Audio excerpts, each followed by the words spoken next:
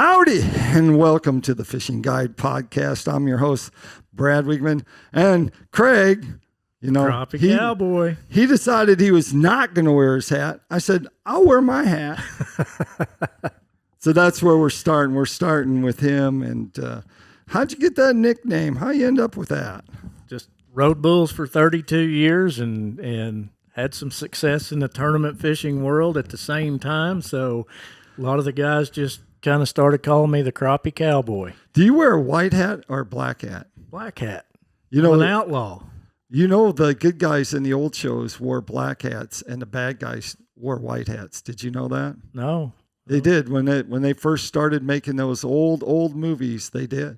So you're good guys, I was always told that the black cowboy hats were the outlaws, I mean, bull riders are outlaws. There's no good bull riders out there. They're all outlaws. Would you rather get stuck by a fish hook or have a fish hook embedded into your finger coming up through your nail, or have a bullhorn running through your leg? Well, I've never had a fish hook in my finger, knock on wood, and I've never had a horn stuck through me, but I have had them throw me 20 foot in the air. I think I'd rather have the bull toss me than get a fish hook through my finger. That happened to me twice already this year. Ooh. I'm like, seriously, I haven't been hooked in a long time. But the reason why you're here is to talk and give us some tips and on catching fish. And because you're a guide and Yes, you have sir. a guide service, who better to talk about catching crappie?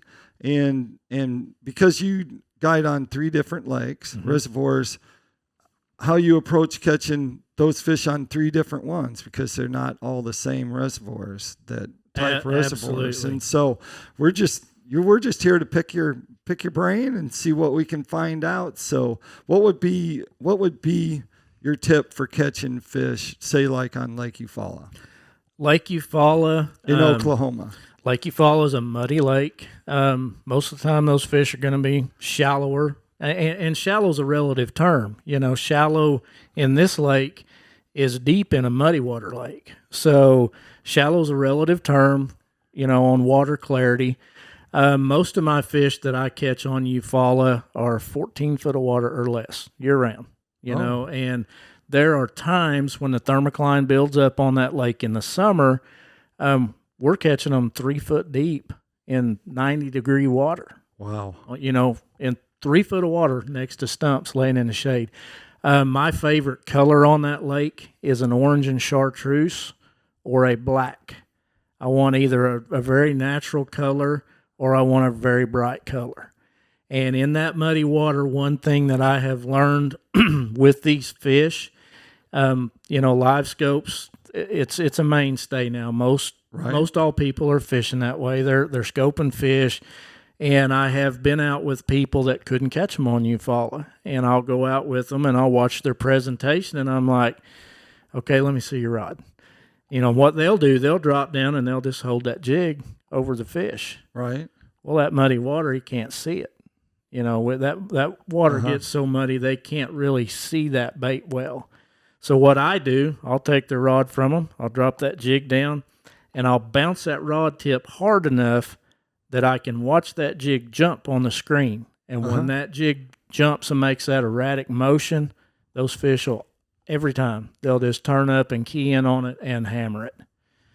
So it's learning the presentation. You're going to get away with a lot more aggressive presentation in dirty water versus a presentation in clear water.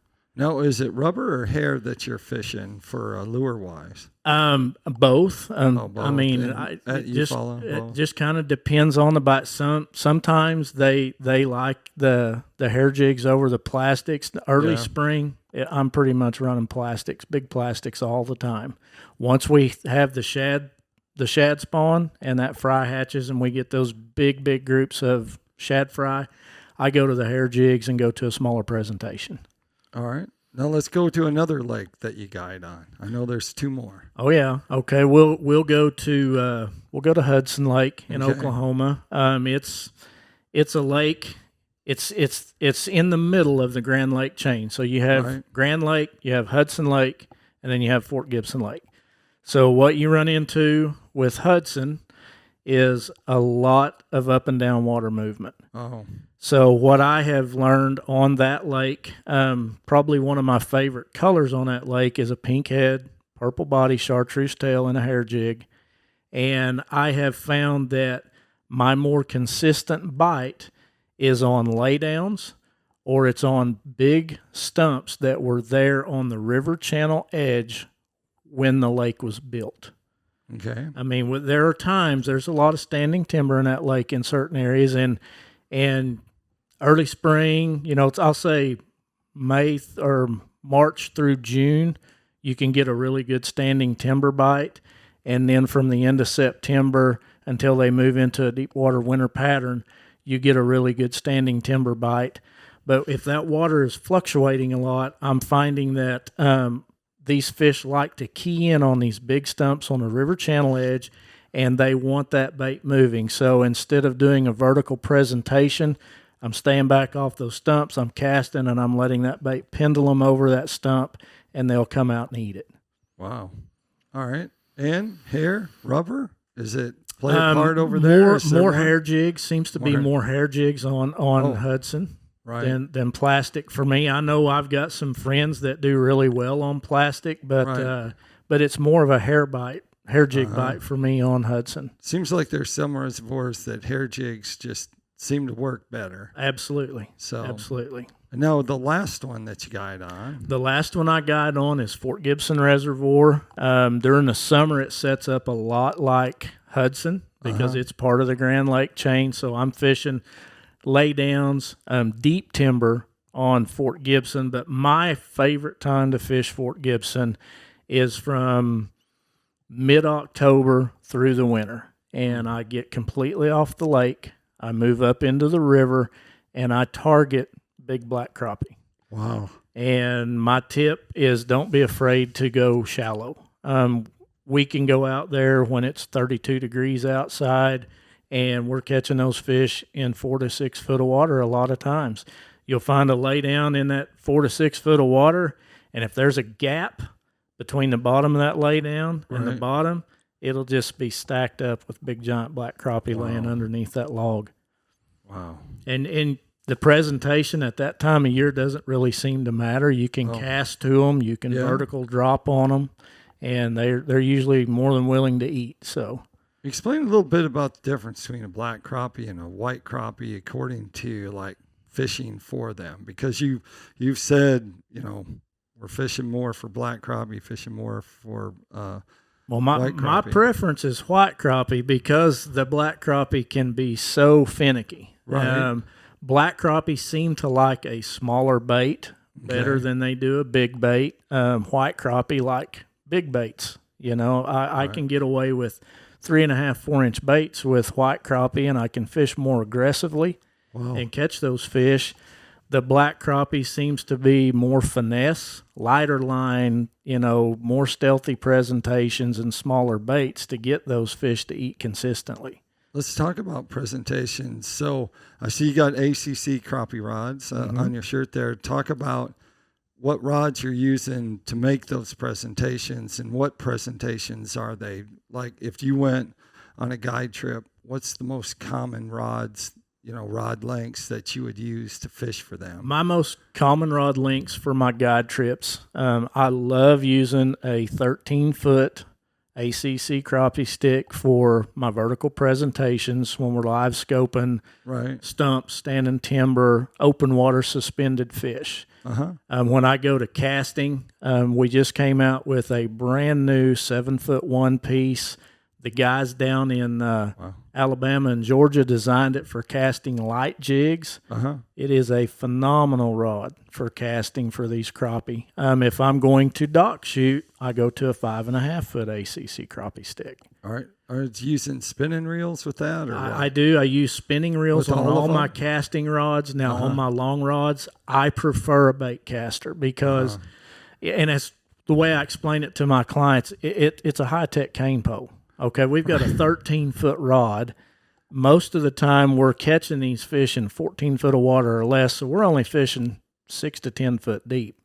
So you're not really using the reel on that that particular rod except for a line holder. You're setting the hook and you're just lifting it up and flipping the fish in the boat. It's actually like fly fishing where it just holds the line. Mm-hmm. The reel does. Now, we do have a new 15-foot rod out that I've been getting comfortable with, and that's going to be my go-to rod for tournament fishing just because it's going to allow me to have more reach on those spooky fish. Yeah, you'll get 15-foot. You get like 23-foot long casts on a dime. Oh, yeah. Yeah. Yeah.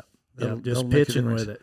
So the debate over braided line or fluorocarbon or mono, what are you using? I have a love-hate relationship with braid. Okay. My go-to is it was fluorocarbon. Yeah. Andy actually came out with a new line. It's going to be released at the Squirrel Festival here in Arkansas. That's coming up. That's like September 7th. Yep, and it is a copolymer line, so it's a mix between fluorocarbon and monofilament. We've been tinkering with this line, and I absolutely love it. Right. It's on all my rods now. Oh, it is. Mm-hmm. So out with the braid and in with the new. The new copolymer. Yep. Yeah. So you're using that. Have you used braid before, though? I have. Did you go through the braid? I went through the braid phase, and I ran 20-pound braid with my long rods. I always used a fluorocarbon on my casting reels, a lighter fluorocarbon. But on my long rods, I was running the 20-pound braid, and what I found was no matter what you did, you know, if it's windy at all and you've got a 13, 14-foot rod and you're holding that rod and you're watching your screen and you're searching for fish, and it doesn't happen all the time, but a lot of times you'll get a wind knot and it'll wrap that braid around the end of your rod, and if you're not paying attention, you go to pitch on that fish and it's going to go 10 foot out in front of you and hit the water because it's tangled up on the end of the rod. Yeah. So your typical one pole 13-foot right now set up, what does it look like? A couple bobber stops and an egg weight? How's that look? I run one bobber stop up top. Guiding, I like to use a 1/2 to 3/8 ounce weight because, and then I put 2 bobber stops below that, and then I'll put my jig below that. The reason I use the heavier weights guiding is because most of your clients are not used to the live scope and the narrow cone for the transducer. So with that heavier weight, as they move that rod tip, that bait follows the rod tip. Right. Okay. If I put a 1/16 or 1/8 ounce weight on that and they move the rod tip, we have to wait on that bait to swing into the cone. Mm-hmm. So by the time it gets into the cone, they've moved past the fish and the bait keeps going and we got to start over. So I like a heavier weight when I'm guiding. 3/8 and a 1/2. Mm-hmm. That's heavy. And then, but when I'm personally fishing, tournament fishing, or just out fun fishing myself, I prefer around a 1/8 to a 1/4. Well, that heavier weight, though, I've seen a lot of the guys that have in windy conditions will switch over to the heavier weight though and use it. Mm-hmm. And I mean, these are the guys from Oklahoma that are doing it. And when we're talking about wind, we're talking wind. Yeah, a lot of wind. It's blowing. Well, and I've seen some of the guys on the tournament trail, and it's just not my style of fishing. It works really well for them. There's some of the guys out there that are putting a 1 ounce weight above their bait. Yeah. And they're dropping that bait in, and they're turning the trolling motor on high, and they're running those fish down. And they just, until they get that bait over the top of that fish, and then they just kind of adjust speed with that fish until he rolls up and eats it. Right. That's not my cup of tea. What does it look like when a crappie hits it on forward-facing sonar? Well, I always explain it to a person. The crappie looks at that bait, and if he turns like this, if he turns his nose up, you're going to catch him. But what is unique is, different fisheries fish bite differently. Now, most of the time, that bait will come down, you'll see that fish nose up, and then boom, he's going to hit it. You go to Grenada, any of the big four in Mississippi, and you drop that bait down, that fish is going to follow it. He's going to turn straight up and down, and he's going to swim up to that bait and stop. Wow. And he's going to hesitate before he commits to that bait. It's crazy. That's the only place I've ever seen them do that. They will turn straight up and down on that bait before they hit it. Otherwise, the reservoirs you're guiding on, head turned. Yeah, if you bring that bait in and you see that fish cock his head up, it's over. You're going to catch him. Have you ever set the hook too early? Like they turn their head and you're going, you know there's going to be that. Oh, yeah. A short delay, and you set the hook, and then you look over the client and go, you don't want to set the hook that early, but you've just done it because you're so excited. Okay, so my first 3+ pound crappie that I ever dropped a bait on, and my partner, I hadn't been to Grenada yet, and I'd got down there, and he's like, okay, now this is what these fish are doing. He said, you got to wait till you feel the thump. Right. So we go out that far. We're not on the water 30 minutes, and here's just a pie plate on the screen. I'm absolute giant. I drop a bait down. This fish swims up, drops down in the water column, turns straight up and down, swims up, and it's just like he stick his nose against the bait, and I'm just sitting there shaking, watching the screen, watching this fish. And I seen this fish go like that. I just reared back, set the hook, jerked the lure out of the water, didn't even come close to catching that fish. So I had to learn to be patient and wait till you feel the bite. That's pretty big. Yeah. It's hard not to get excited. Oh, yeah, absolutely. When a crappie bites. Especially when they're in that kind of frame where they're wanting to look at that bait for a minute before they commit to it. I mean, they're going to eat it. They've turned that head up and they're going to eat it, but they want to, for whatever reason, they want to just kind of sit on it for a minute before they attack it. So what can you give a tip to someone who's going out there crappie fishing and they're using one pole and they're using their electronics? What tip would you give them to catch more fish? Or maybe bigger fish? Are we talking, well, if you're going to target big fish, I mean, and I've done this in a lot of my seminars and things like that, big fish are where big fish are. Big fish are not going to be in the same areas where you're finding numbers of fish. Okay, so you have to learn those little intricacies. They're going to be in the same area, but they're not going to be right where those groups of fish are. They're going to be 50 yards off or 30 yards off here. And those big crappie to me are like a big buck or they're like a big bass. They're going to be on the prime stump for comfort and feeding. Right. And they're going to be pretty much by themselves. Sometimes you'll find 2 or 3 of those big fish on a tree, but most of the time, these big giant crappie that we are targeting, they're singles, and they're either going to be suspended in open water above a ditch line, or they're going to be on a stump somewhere off by themselves. So don't be afraid to move away. If you're in an area that's holding a lot of crappie, right, somewhere close to there's going to be some big crappie. I mean, they're going to be in that area, but they're not going to be right where those smaller eater fish are at. All right. Well, that takes us to Tackle Time. Tackle Time sponsored by PICO Lures. PICO Lures has a complete line of hard and soft baits. If you're going over there to Oklahoma and snag some of those limits of 37 crappie, well, they got all kinds of lures, hair jigs. They also have some soft plastics. They have the scope eye jig head that is made just for live scoping. So check them out at picolures.com. Craig, if they want to go fishing with you and see what color hat you really are wearing, because maybe he's got 2. Might be pink. You never know. That's right. Hey, that's an idea. Yeah. But how'd they get in touch with you? Do you have a website? Website is the Crappie Cowboy. Nope.